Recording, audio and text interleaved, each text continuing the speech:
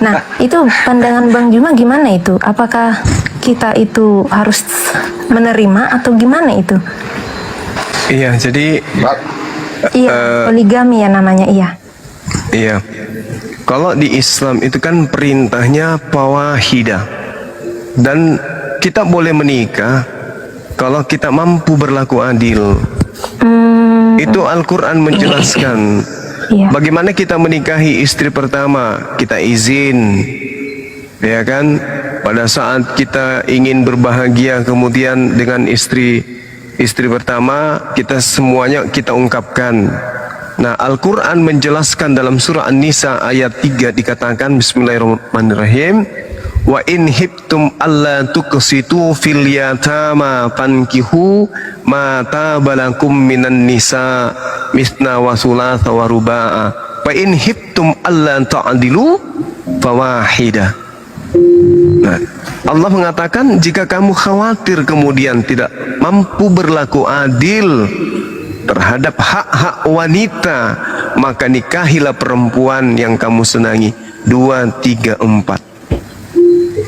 Tetapi jika kamu khawatir tidak akan mampu berlaku adil, maka nikahilah satu orang saja. Nah, sekarang bisa adil nggak? Misalnya nih, saya punya bini, terus kemudian saya nikah di belakang beliau. Apakah itu adil? Iya, nggak adil sih. Ya nggak adil, cerdas. Berarti kalau kaidah Qurannya mengatakan begitu, ya jangan dilakukan. Berarti intinya kita itu harus yang cari suami yang punya iman ya, yang beriman lah jatuhnya ya, yang taat agama lah jatuhnya. Iya. Biar Seorang mendapatkan hal kayak gitu.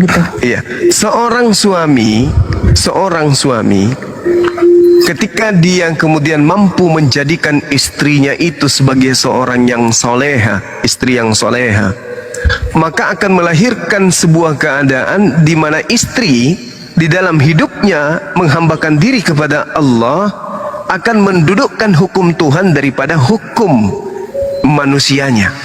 Artinya gini, sang istri cinta kali kepada suami, cinta kali.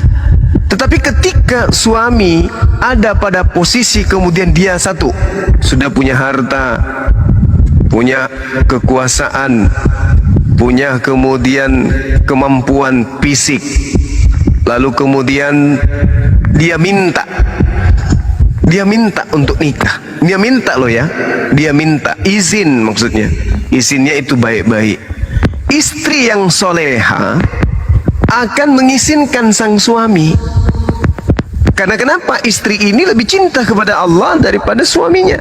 Sementara ada kaidah dalam Islam, kalau dia mampu adil silakan, tapi kalau tidak jangan. Itu kalau istri yang soleha. Tapi kalau suami yang soleh, kalau dia tahu bahwa ini akan menyakiti istrinya, maka dia tidak akan lakukan. Sebanyak apapun hartanya, sehebat apapun kegagahannya, kalau dia cinta, sayang kepada istrinya, sayang kepada anaknya, maka tentu rasa adil itu akan selalu dijunjung tinggi.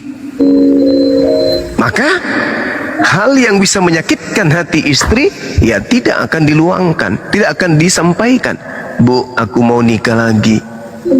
Nyakiti istri enggak?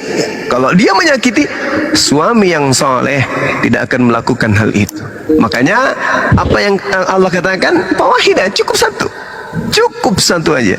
Kalau kamu tidak bisa berlaku adil, cukup satu. Berat, sebenarnya ini sama beratnya dengan hukum makan babi, sama. Bagaimana mungkin kita bisa menciptakan rasa adil? Contoh nih, saya punya istri pertama, kemudian saya nikah dengan istri kedua. Pada saat istri lagi merenung di malam pertama di mana kita berbahagia dengan istri kedua, adil tidak di saat wanita yang kita nikahi ini berbahagia dalam dekapan kita, sementara istri kedua di rumah itu menangis hatinya, batinnya. Iya. Adil tidak itu? Tidak. Maka Allah mengatakan fawahida, cukup satu aja. Allah ta'adilu fawahida, fa in hibtum Allah ta'adilu fawahida. Tapi kalaupun itu terjadi, itu tidak haram.